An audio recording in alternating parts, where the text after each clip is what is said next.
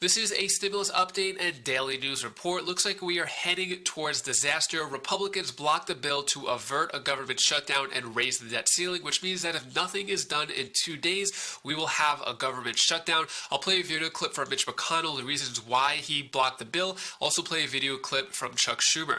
Ron Wyden, Senate Democrat, has introduced new unemployment legislation to provide at least 26 weeks of unemployment benefits that might be in that $3.5 trillion package. When it comes to the $3.5 trillion package vote, Nancy Pelosi has not mentioned any date and has pushed the vote for the Part 1 infrastructure on Thursday. Also, I'll play a video clip from one Democrat about that, and also play a video clip from Bernie Sanders, and I'll give you some other important updates along the way. Hope you're having a terrific Tuesday. If you appreciate these fact-based, fast-paced updates, hit the like button down below. So, New Jersey offers unemployed $500 to get a job under new program. So this is from the governor of New Jersey, saying that workers hired through the incentive program would receive an extra $500 for returning to work, and businesses with 100 or fewer employees would also be eligible up to $10,000 in wage subsidies to hire and train new workers. The position they fill would need to pay at least $15 an hour. So this could set precedent. This program is called the Return and Earn program. So other states may offer this type of thing, especially dealing with the labor shortage. Let me know your thoughts. Is this a good idea, bad idea? Should people just go back to work without incentive? What about the people who are already working? Let me know your thoughts on all that down in the comments below. Speaking of unemployment, key Senate Democrat unveils plan to make states provide at least 26 weeks of unemployment benefits. So what's going on here is Ron Wyden is introducing a bill to mandate states to provide at least 26 weeks of benefits. This system, what he said is this system has been intentionally broken to minimize the number of jobless workers who can access it. The Oregon Democrat wants to include the measure in a $3.5 trillion spending plan. So this may go into that $3.5 trillion spending plan. It may not. So far, that plan is still under negotiation. I'll talk more about that later on in the video, though. Let's talk about the big news here. So government shutdown may be on the way as Senate GOP blocks a bill that would fund government and suspend debt limit as time runs short to avoid shutdown and default. So there was a big vote last night. As predicted, Republicans blocked it. So Senate Republicans blocked a House-passed bill that would prevent a government shutdown and a potential default on U.S. debt.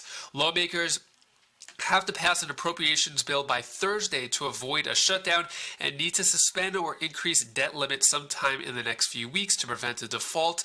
Democrats may be forced to suspend the debt limit on their own, potentially as part of their up to $3.5 trillion budget reconciliation bill. So the way the votes turned out, it was a 48-50 vote with all Republicans opposing it. What this means is that basically if nothing is done, a government shutdown is going to happen, and we're going to have the debt ceiling or the debt default in the U.S. Here's Mitch McConnell talking more about the reasons why he blocked it. For more than 2 months, since July, Republicans have been clear about where we stand. We're willing to work together to keep the government open. We're not willing to help Democrats raise the debt ceiling while they write a reckless taxing and spending spree of historic proportions behind closed doors.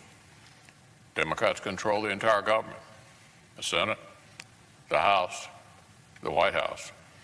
They intend to sideline Republicans and go it alone to slam American families with historic tax hikes and borrowing.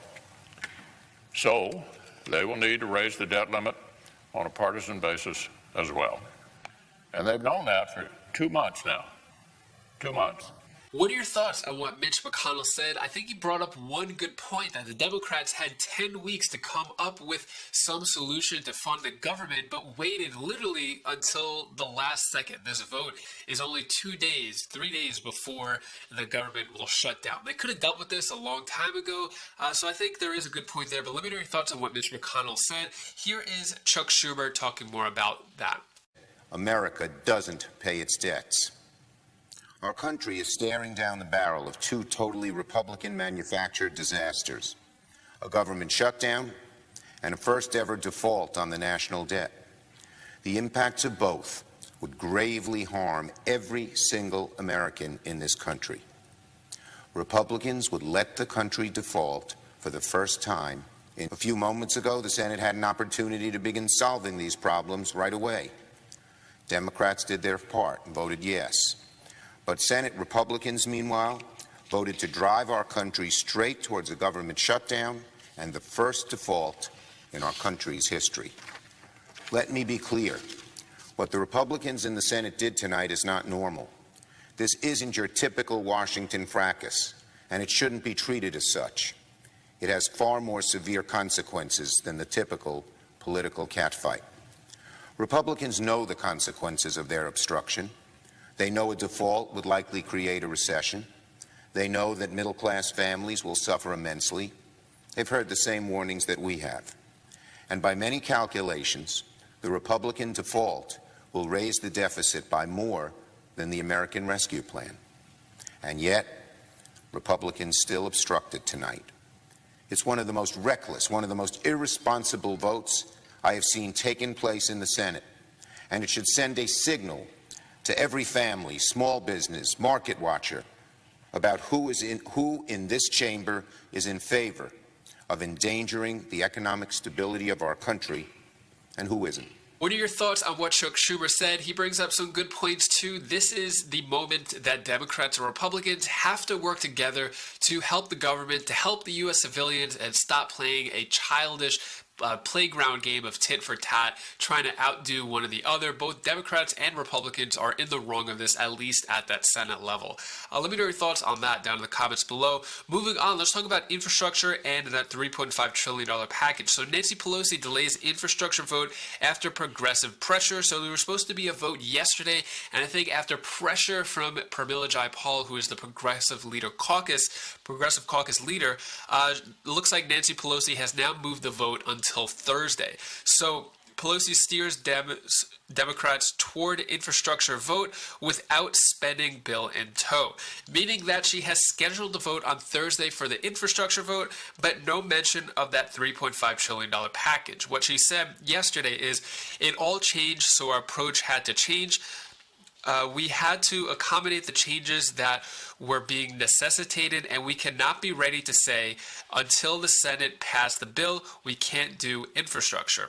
We are not going to pass a bill that won't pass the Senate, and that's why we have to come up with a number. But we're not there yet. Basically saying that that $3.5 trillion package is not fully set yet. She was saying that the number's probably going to be lower, which means things are still being added, things are being taken out. That looks like it's going to be delayed for a while. Next up is a video clip from Ro Khanna getting a little pushback of this $3.5 trillion package. Take a listen to this. Well, another part of this viewing spectacle has been growing speculation that ultimately something will happen on the social spending side, but it won't be $3.5 trillion. Is there a number below there where you say you draw the line? Would you compromise at 3, 2.5, 1.5? I mean, where do you say, no, absolutely, we can't go any lower? Well, I don't want to give you a red line. I'll say we're open to negotiation. I do want to put the number in context. Over the next 10 years, the U.S. economy is going to have about $300 trillion in GDP growth. It's going to have $7.5 trillion in defense. So when we're talking about $3.5 trillion, it's 1% of projected GDP for productive investments. But of course, we're open to negotiation. There is not a red line at $3.5 trillion. We need a counteroffer for those who are opposed to the $3.5 trillion, which is Biden's agenda. Congressman, this bill for me is not much about economics as it is about what kind of country we want to be. This feels more like one of those European nations, big welfare state, big government, cradle to grave support. But it kind of goes against, in my mind, how we got to this place, how we became the greatest nation in the world. Are you concerned with 11 million jobs out there, we're going to actually encourage people or make it easier for them not to work? Is that really the solution you're looking for? Charles, I respectfully disagree. Look, I represent Silicon Valley. No place in America has produced more wealth, $11 trillion near my district in market cap, because of entrepreneurship, because of risk-taking. That's what differentiates us from Europe. But I'll tell you what every entrepreneur in Silicon Valley has. They have a preschool education. They have a college education. They have health care. And all this bill is saying is we want that same opportunity for every American so they can go start businesses, so they can take risks. I actually think this will unleash our productive capability. by taxing, some progressives are talking about taxing increases in stock portfolios. Not even realize if your portfolio went up in a given year, tax it. You're going to put up barriers that will stop entrepreneurship. I'm not sure how this will help entrepreneurship or even help investments in general. When you're taxing it every single tick to the upside, you're taking money away, even when people don't cash in. But Charles, look, I represent Silicon Valley, a lot of entrepreneurship. They're behind this bill. It doesn't tax unrealized capital gains. That's not in the bill.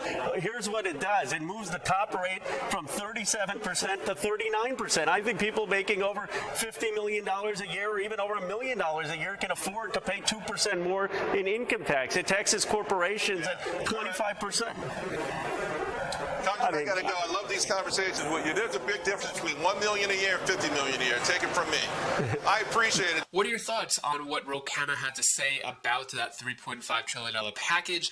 So next up, this is one of the most recent quotes or tweets from Bernie Sanders saying, if we were to judge a nation simply by how many millionaires and billionaires it's got, America would be number one, no question. But a great nation is judged by how well it treats its weakest and most vulnerable. We must fight to become a nation of compassion and solidarity. Here's the latest video clip from Bernie Sanders about that. I wanted to ask, what do you feel are the kind of few biggest takeaways for our transatlantic movement in terms of both our successes and failures over the past 5 years? As we are fighting to pass this transformative piece of legislation, Hope, we are taking on the entire ruling class of the United States of America. So what I hope the American people are learning, and by the way, we didn't, John raised the issue of corporate media, I think media in general, and that's an issue we've got to deal with. Trump called the mainstream media in the United States fake news. That's wrong. It's not fake news. It's just that for a variety of reasons, they don't deal with the real issues impacting working people. That's at least my experience in the United States. So the failure, it's not even a failure. We are now taking on everybody. We're taking on the billionaire class. They don't want to pay more in taxes. We're taking on the healthcare industry. They don't want to expand public health. We're taking on the fossil fuel industry because they would prefer to destroy the planet and continue to make money. We're taking on the companies that charge us in the United States the highest prices in the world for prescription drugs, far higher, by the way, than you pay. So we're taking them all on. We are coming forward with a people's agenda that is very, very popular, and the ruling class says we cannot allow this to happen. If government begins to work for working people, they're going to get the crazy idea that democracy is a good thing, that it will work for them. Can't allow that to happen. They are spending tens of millions of dollars demonizing me and other people who are fighting for this change. That's the bad news. The bad news is that these people are very religious. Their religion is greed. It is greed, and they are prepared to destroy the planet in order to make a few dollars more. We come together around a progressive agenda, put that agenda first and foremost, and ask the ruling class, why not? Why should not all young people have education and decent housing and all the other things that we need in society? Put them on the defensive.